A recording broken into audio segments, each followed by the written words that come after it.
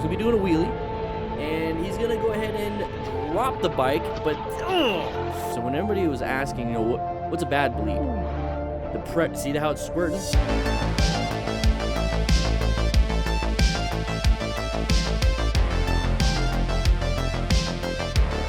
we're in town, bright gloves, bright helmet. Hopefully nobody will hit us, and hopefully everybody's gonna see us because we are wearing that and listening to some weird ass music. Nope, didn't see us or decided not to care and decided to pass on the left. Leave it. Let the dumb be dumb in front of you. I'd rather that happen than be behind me. I don't know what they're gonna do. Here we go. Frankie, once again, got a new bike. Maybe you crashed the other one. Please be careful. We're lane filter. We're getting pissed off already. City and traffic logo on. Did not cut him up, so that's all. Whatever. Yeah, go on. I'll get off. You sound like a pretty angry rider. Okay, you're in the right spot, though. You're in the right place. We're here at the DDFM HQ. Go ahead now. You can grab yourself a pizza. Maybe calm down. It could be hangry. I'm unsure of what your real problem is when you're riding. You're on a motorcycle. Have a great time, man. I understand it's a little scary sometimes, a little hectic, but being a smart rider makes it to where it's a lot easier to ride. Yeah, I'll do it. Yeah? Do it then. You mug. Yeah, mug. He's angry. He's an angry man. This was sent in by a Discord member, so thank you so much. You know who you are. All right, here we go. All right, so he's going to be doing a wheelie, and he's going to go ahead and drop the bike, but this is where it's going to get bad. Let's see what happens to his leg and his arm, his right arm. Oh, there it is. So pressurized blood flow. Look at the bright redness, but anything pressurized. So when everybody was asking, you know, what's a bad bleed? See how it's squirting? It's pressure. Venous bleeds don't do that. That's an arterial bleed. So let's say your heart is pumping pretty hard. You're going to bleed out quicker. So the best thing you could do is remain calm. It's kind of weird how that is set up, right? Remain calm. Okay. Oh. All right, so at this point, take care of yourself. Don't worry about your bike. He's starting to panic. I got to get home. I got to get home.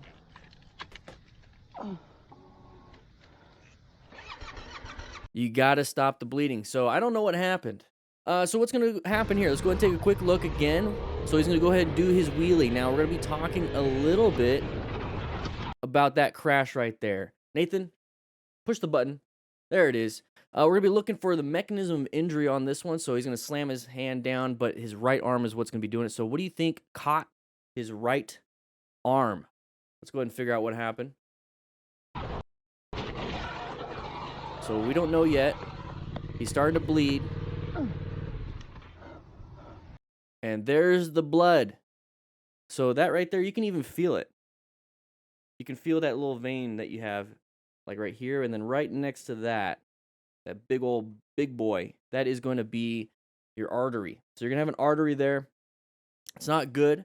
What can we do? Well, he's kind of doing what he's supposed to be doing. So he's putting some pressure on it, but he's never seen an arterial blood squirt before. He's only seen probably venous blood. Panicking just a little bit, fell down. You got to put pressure on it. You have to put pressure on it. It's like you're squeezing a death grip on that artery. So you need to put pressure because it's going to start occluding the open hole that's there, squirting out. So one thing that we do have, you know, so that you know what we're talking about, is that if you do have a rescue kit or a trauma kit of your choice, what you would be using, so here's the little rescue card, what you'd be using is going to be that 5x9 that's inside. It's in a combine pad. It's going to be an abdominal pad, very absorbent. Or you can use some of these sterile 4x4s that we have in here, and then you're going to put a lot of pressure right on it. And then if you can, use some roll gauze and wrap it down. Another thing you could do, we have 2 tourniquets in here. If it's that bad and it just won't stop, apply a tourniquet on the upper right arm. But I just want to show you real quick what it is. Now, I don't have it set up like he wants me to, so sorry, Prep Medic. But it's a basic. You open it up. See, I'm splurting out right here. Now, you could do 2 inches above the wound, so you can actually do it lower right here, but I'm going to do up here. And then I'm going to go ahead and tighten it. I got my beard here. So tightened it, locked it in. Put all the way around. put it there, and we got a Sharpie inside of our kits, and it's going to occlude the blood flow. Simple as that. Go to the hospital after that. So that's what happened to him. So remember, you have to remain calm. That's the biggest thing. He's starting to panic. He doesn't know what he's doing. What's going on? I'm bleeding everywhere. I just got into a crash. There's nobody around. What do I do? What do I do? Well, first you can call 911, but really you need to be remaining calm, because with an arterial bleed, your heart rate is the thing that's pumping that blood out. So the higher your heart rate, which adrenaline's going to be kicking in, the sooner you're going to lose blood, okay? So ensure your own safety. There's not too much there. You're the one hurt. You need to stop the major bleeds, okay? So direct pressure, apply a tourniquet, or pack the wound. In this case, there's not going to be any packing of the wound. You got to put some pressure on it. That's the biggest thing there. And quickly assess the severity. Okay, severity, you can lose a lot of blood, and guess what? You're going to have an issue with a shocky symptom. You got pale, cool, clammy skin, profuse sweating, rapid or weak pulse, shallow breathing, nausea, anxiety. Okay, you need to stop any external bleeding, because here's the thing. If you run out of blood, you're going to pass out, and that would suck when you're in the middle of riding. So let's go ahead and take a look a little bit further.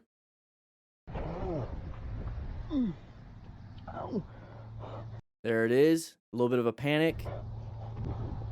There's that splurt. You're going to lose a lot of blood. There you go. Apply that pressure. So he's applying it with his thumb right now. So you really push hard on that so you can stop the bleeding. And you have to hold it there for 10-15 minutes. That's why we have tourniquets, so that you can have your other hand free just in case you need to go somewhere. So hold it tight for 10 to 15 minutes until the blood stops. Keep it above your heart. That'll help out. Gravity helps out a little bit. And here's the thing. It's like, we got to get going. We got to get going. We have to get home. We have to get to the hospital. We have to get somewhere. And we're trying our best to get on the bike, but you're going to start losing too much blood to where your brain doesn't want to work very much. And then imagine trying to ride. So it's almost like you're intoxicated at that point. Let's go back just a little bit here.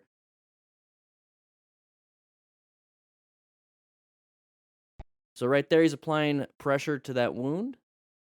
And the biggest thing here is to stop that bleeding and call 911, and then check your bike. Your bike is done. Your bike's on the ground. You're bleeding out, okay? So this was a pretty interesting video. There's only a minute long. This was the mechanism of injury right here. So watch out. Got the mechanism of injury popping up. Oh, he sliced his right forearm, and that's what caused it. And there's the blood flow. It's a little bit different. Yeah, he's checking his leg because his leg also hurts. So make sure you have a stunt buddy with you. Glad she stopped side of the vehicle at Target, and we got that vehicle right there. Thankfully, she saw us. Now look at the sun direction on that on the car. You see the sun's on this side right here versus over there. The sun was right in her eyes first thing in the morning. I think he might be showing up to Target early to get a PS5. They're pretty hard to get. I actually got one this weekend, and I had to be there at 5 a.m. It's crazy. Slow R1 pulling into this Target. We see the side of the vehicle already. Let's go ahead and get my pen out. All right, so we got that side of the vehicle. That one thing that we really got to watch out for is make this a little bit bigger. There we go. I was worried that the rookies were chewing on the markers too and sucking out all the juice. It's not real grape or apple juice, so please don't be doing that. But we got a side of the vehicle right here, so that's one thing we got to watch out for, because they're going to be doing that. That's going to be a path of travel violation. But we got the most pertinent issue here, which is this one. They're going to be doing another path of travel. Now take a look at where the sun is. It's coming from Motostars, but it's coming from that direction. So the sun's going to be right in that person's eyes when they're supposed to be looking this way. We're trying to do this. We're going to have issues. So when we're in a parking lot, what we should be doing is covering those front brakes. Okay, we need to plan our ride, position for safety, locate hazards, adapt, and navigate if we have to. Thankfully, she stopped, so all we had to do is just adapt a little bit. But remember, perception, reaction, and braking distance is really the most important part. We got braking distance right here, so that's all we can really stop within. Progressive braking, we're going to go ahead and apply some progressive braking. Let's go ahead and get that on the board. There we go, progressive braking. And then you got to make sure you know where your eyes are going, okay? Our eyes need to be pointed here so we can escape through that. So you always got to be paying attention to those escape routes. And if you have to, just go ahead and swerve, and then swerve back. Obviously, don't hit the median, but swerve back so you don't hit anything, but then get yourself out of that situation. So right here, what he does, got a little bit of a break right there, downshift. A little bit worried, but thankfully we're going so slow that we were able to stop in time. And then realize that person stopped. But look at the sun right on that fender right here. that's going to be right in this person's eyes too. Not a good thing. So that's why they couldn't see us. We're going to move on. Everyone's having a good day. He's going to go get his PlayStation 5. I don't know how he's going to carry it on the motorcycle, but we're going to go home and play God of War. All right, here we go. We're lane filtering with Millie 707. Computer refuses to accept lane speeding. Okay, thank you, Motostars. We got a rookie here. We got an A-Crew rookie trying to make it through a GMC and a Ford. We got somebody flipping somebody off. Okay, so rookie, how are you going to handle it? Got pretty mad, but we're moving on. Very good, Millie. So it's exactly how you handle it. Very, very good. So what we have here is that it's kind of blurry right now. We got a rookie member, which, by the way, if you want to become a rookie member, it's $2 a month, and you get access to quite a bit. Okay. So Motostars, thank you. We're sending this in. We're going to go ahead and take a look at how this rookie handled this situation. So we're right here, riding behind another rookie, having a great time, lane filtering. I believe we could do that. We're following, doing pretty good. Good line of sight. We have a decent escape path. We're not hauling ass. We're doing pretty good here. So we can do some good progressive braking if we absolutely need to. So we're going to go through here. And I did mute it. So right now, our buddy just made it through. Okay, the rookie just made it through. Maybe this is a crew member. The rookie's in the back. And then all of a sudden, that truck decided to cut us off. Now, right here, if we don't feel comfortable and we don't have a decent space cushion, we don't have to go in there. We can just wait. And I understand our buddy's way over there. That's why we have a communication system, so we can just talk to them. Say, hey, I can't catch up. And he'll just pull off into that lane position right there. So we're just kind of waiting. That's what I would be doing. But if you feel like you can make it through, go ahead. It's up to you. It's your risk. Go ahead and manage it a little bit better. But the F-150 guy does not want you to be there. Let's go ahead and put the music back on. I'm sorry, not the music, but the sound. Doesn't want you to be there. So we do a nice little honk, and then we got a little finger wave. Okay, so that means right there, I respect you. Go ahead and do what you need to do. And that's what that middle finger means. Let us through. Very nice of this person. And we're going to move on. And so what we do is we just continue our ride. Don't worry about it. Listen to music. Talk to our buddies. Say some really funny things. And make fart jokes. All right, here we go. So we got outside of the vehicle. We weren't paying attention to the last second. Why did we do that and not, like, slow down, right? All right, K. Wolfsa, you seem to be a real new rookie member. Make sure you stay tuned to this. I want you to pay attention a little bit. But if you need to, we do have the Smart Rider Basic Training ebook on sale right now for $15. So you want to go ahead and grab that. So we're at New South Veterinary Center. So New South, where is this at? We're going to be getting to here. We're getting super close. We're not really slowing down until last second. We anticipated that this vehicle was going to get out of our way. Now, why did it not get out of our way right away? Look at this. This person is basically just stopping this person from getting in. So it's up to us not to just be paying attention to the car or like the road in front of us. We have to figure out why people are slowing down and not moving, because we will get pissed if we don't. So if we definitely see this ahead of time, we know if this person wants to turn left in there, they're going to have to stop. So we're going to have to either go around or stop ourselves. But we didn't do that. We just kind of kept going until we almost hit the vehicle. And then we're going to get pissed at the vehicle. You see what I'm saying? So if we could see, not this person, but we could see this part right here. This person wants to turn left. We have pedestrians. Why did they stop and slow down? There we go. We almost stalled ourselves, barely avoided it. We also have a side of the vehicle right here, because sometimes you know how they do it. They kind of pull out while this person's pulling in. So if we swerved around it, we might have hit this person. Very, very important that we start to read the road a little bit better than this. All right, Wolfsa. So Waleed Waba, nice little 360 camera. We have a big gap right here, left turner. There it is. Oh, nice little, they saw it, a little breakage. So take a quick look while we're here. Look at the kind of the point of view from this person. It's almost like you can kind of see from their point of view. But isn't that interesting how, like, look at all these lights, how they blend in together. All these lights blended together. What are we blending in? Yeah, we got one little light. We're blending in too. So this is that motion-induced blindness that I'm talking about. Yeah, I know it's pixelated. I know. Put up the resolution. But the thing is, it's pixelated, and that's what people's eyes are going to be seeing. It's going to be a little bit blurry too. So this is going to be a good example of motion-induced blindness. And he was able to get out. So I don't fault the driver for not seeing us But look at this. So we're getting through here, and I know it's zoomed in, but look, you have to start thinking what the driver's dealing with. We have lights from there. We have lights from here, and we're kind of just moving into here. This person's having a tough time trying to see us. So when we get to an intersection, what we have to be doing is definitely planning our ride. We need to be presenting just a little bit, maybe moving that headlight a little bit, rolling off the throttle, or just covering the brakes so we're prepped and ready. We need to find those escape paths. We need to be paying attention. This is definitely an orange stage situation where we are trying to find a threat. We feel like there's going to be one. It's intersections anyway, so we already know there's possible threats there, and we're covering the brakes. We're prepped and ready for these escape paths, and we're trying to get ourselves out of this. So we're gonna go through here, and then all of a sudden you see that like, oh, little poo poo in the pantalones. So you go ahead and apply some good progressive brake pressure. Progressive brake pressure is going to slow you down just a little bit, allowing you to make a better decision. If you have to swerve, or if they're gonna stop. If they're not gonna stop, you can just squeeze a little bit more. So that's what I would be doing. But you did good there, because this is more of a scary situation. You saw the vehicle do that. See how it kind of dipped down? The headlights move down a little bit. That's what I look for when I see progressive brake pressure. But that's what your bike does. So the more traction on that front tire, the harder it's going to grip the ground when you apply more brake pressure. There's just so much weight on a car on that front because of the engine, and just the fact that it's heavy and you got 2 contact patches. It stops usually all the time. With bikes, though, if you slam it, you can easily dump the bike. Anyways, right lane position 1. So I'm like, okay, there's no cars behind me. Threw on my blinkers, signal with my hands. good job, ADR Rush. Good crew member. Oh, Now I'm gonna pause and replace. That must have been C crew hitting an A crewer. C crews usually don't show up to class. So here's a DDF crew member signaling with multiple different ways, and then this person having unintentional blindness and just screwing up.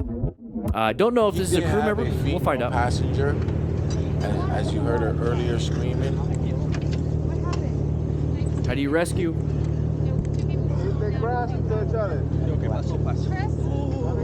These are on sale, by the way. These are on sale, by the way. You're in there turning lane? Yeah. Is my bike on? Is that my bike? So blinker, blinked 8 times before we were hit. We're moving on. Signal with my hands. And so great job with the after action review, ADR Rush. I appreciate you sending it in. So he's got a 360 camera right here. That's why it looks like he's on a tiny little world. And we got impacted right in the back. Now, supposedly this person had a passenger, the one that impacted this person. So maybe total stopping distance was affected. Their perception and reaction was terrible, probably. I don't know. Like I said, it's probably a C crewer. And we hit an A crewer, and then we hit the ground. So not good. That was a face first from the rider from the back. So that's the person on the ground right there. You can see the white helmet. So that's this person right here in the front. And we get impacted. Now, big group ride. Everyone's just passing everybody. I have no idea why we're pulling over. But you should be able to. But if you were in a staggered formation and talking to each other on your Cardo Pack Talk Bolds, probably wouldn't have an issue right here. So we got that impact. We're going to go ahead and fall down. Now, that person, look at that rear tire. Oops, that rear tire. Hold it still. That rear tire is up. So that was a massive impact, plus trying to brake at that last second. And then we're going to go ahead and fall down. Now, that's going to be high impact for the rider in the back and the passenger in the back. As you heard her earlier screaming. So nobody knows what's really happening because it's really dark. So having your headlights from your motorcycle pointed at the scene is a great way to illuminate the scene. And then if anybody's injured, you're able to rescue another rider. So you don't know what's happening. So this person right here, you can barely see their head. So they're like working on something right here.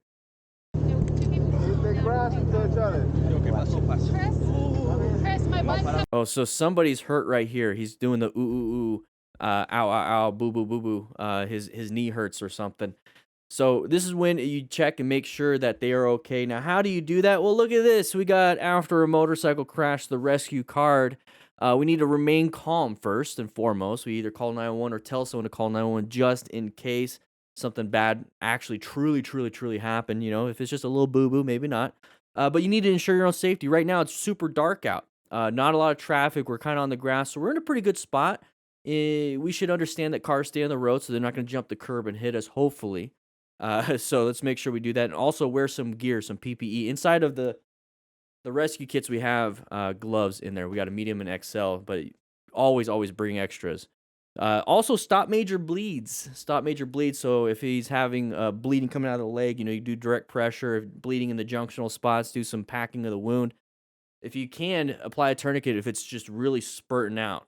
Or if you're by yourself and you need your hands for something else. We have 2 tourniquets in the rescue kit, by the way. And then quickly assess the severity of the incident. Now, that's the severity right there. Head injury, shock symptoms, spinal cord treatment. Everything you need to know about how to rescue a patient. But right now, let's go ahead and see what happens. Up there, you want to bring it back? He crashed into me. Keys in the ignition. You're in there turning left? Yeah. Is my bike on? Is that my bike? My bike on. Second week in a row. Oh, my leg. So he said his leg. So we don't know exactly what he's on fire too. We don't know exactly if he's bleeding out now. For a leg injury, if it's broken or anything, just position of comfort, call 911. There's no way he's going to be able to ride that home. Guys, if you like this kind of stuff, we do this every Tuesday and Thursday on this channel at 3 p.m. Mountain Standard Time live. So make sure you check that out. But if you want to check out some other things like this video right here or this video right here, please do so. It supports the channel. Click that like button, by the way. Check into class. Anyways, I'll be seeing you around.